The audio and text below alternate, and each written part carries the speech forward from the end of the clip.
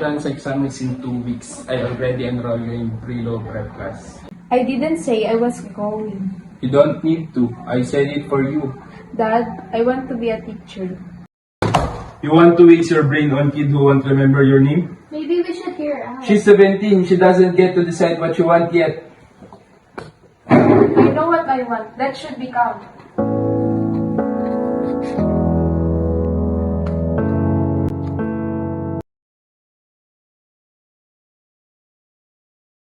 Good morning, class.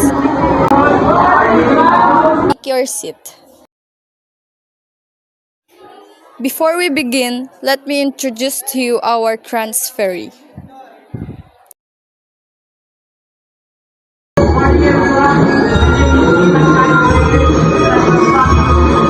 Okay, Ethan, you can sit beside Miss Valderrama.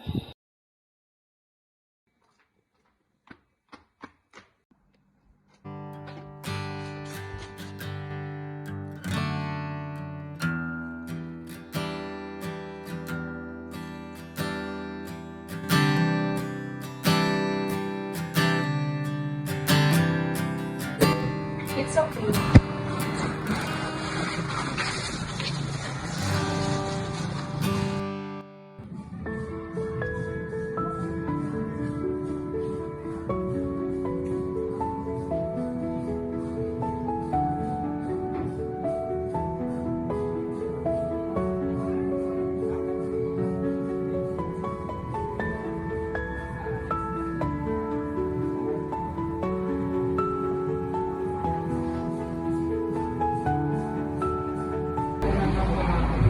Some people hide in books.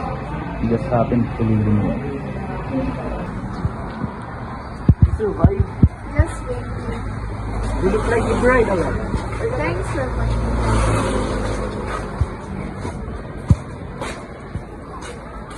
Do I need to change myself for them?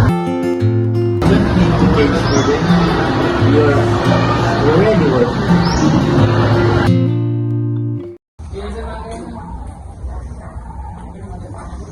Bye-bye, bestie. Take care. Bye-bye. Thank you.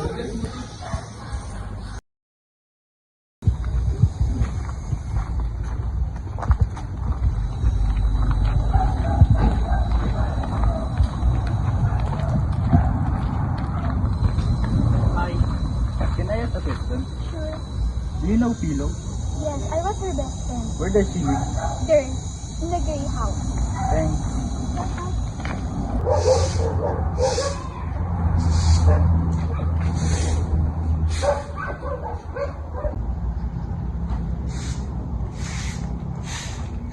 Hi, excuse. Is this Philo's house? Yes, why? I just want to give her this book. Hey, can you open this gate?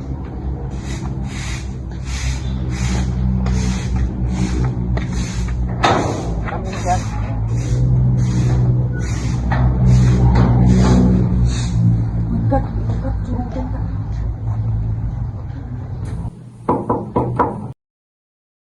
Philo, someone's at the door.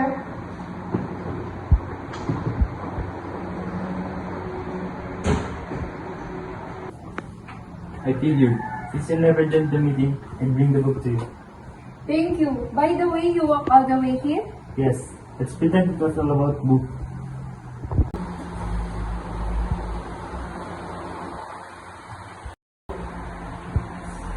You know, she loves her books, but she has it under the bed. Thank you for bringing back the joy into her eyes. Philo!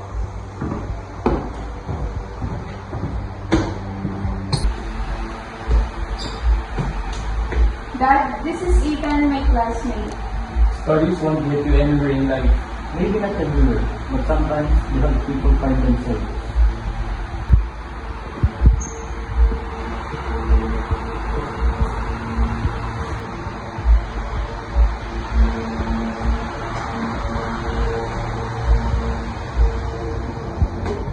Thanks for coming. You're welcome. Thanks for letting me in.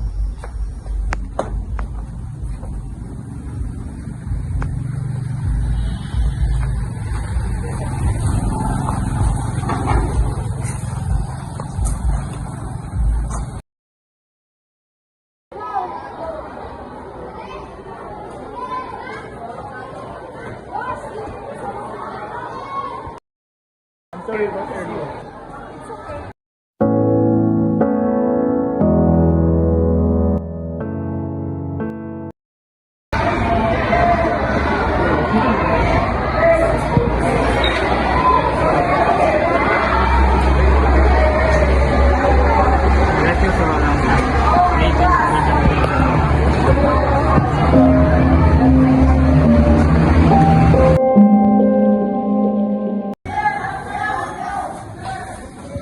Still dreams about blackbirds also? Yes, every day. I'd be your student. You promised that to give homework. Of course, I give homework.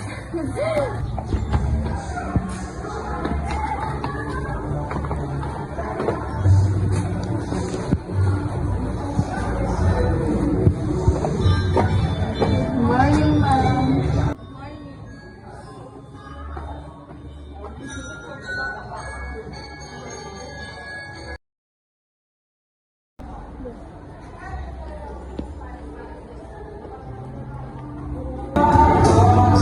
We can discuss this.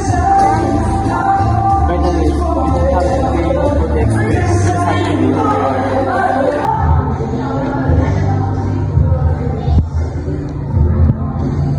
Hey, Philo. I let you guys talk. You left me. Continue. My book. I've been looking for this. Thank you.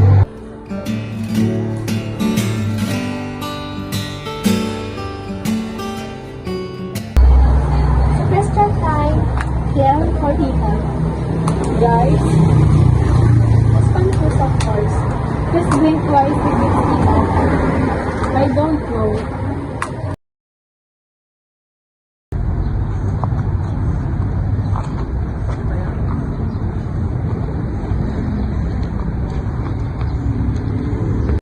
Philo, do you remember the first time we've met? Of course, I remember that. Yeah, but honestly, that was the day something changed for me. I didn't expect it. But after that, I kept noticing you. Ethan, there's a chance for you.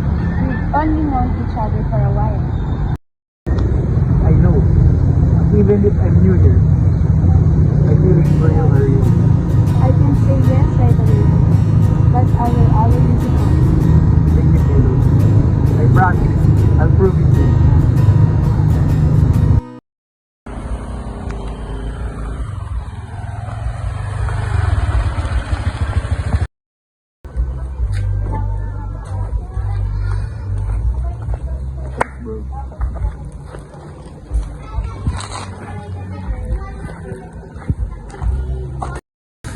Excuse me. Ethan, right? Yes. Come in, sir. Please follow me, sir.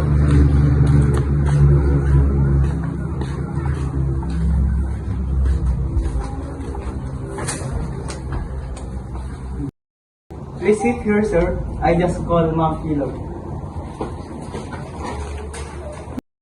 Ma'am Philo, you have a visitor. I'm coming.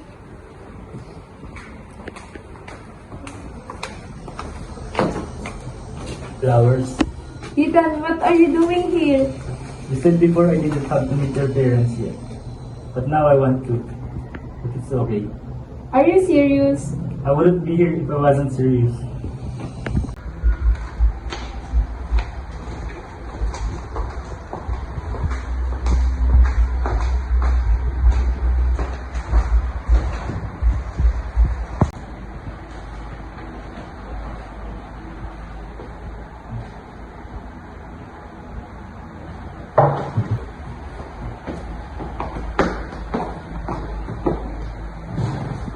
So Ethan, right?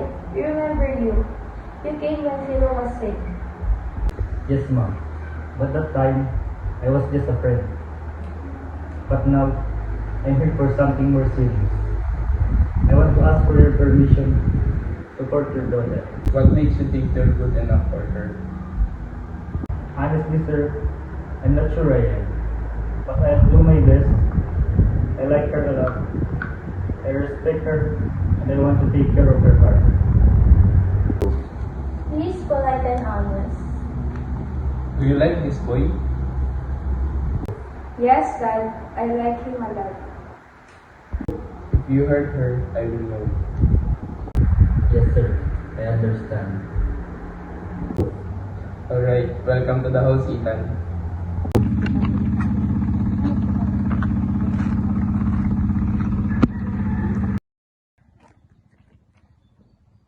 You get to choose who you are, Philo. I know, but what if it might succeed? Then you find people who let you be yourself. That's easy to say. It's not easy, but hiding it would be worse. I don't even know who I am anymore. Then let that be the first thing you figure out. I'll be here. Promise? You won't look at me differently? Cross my heart.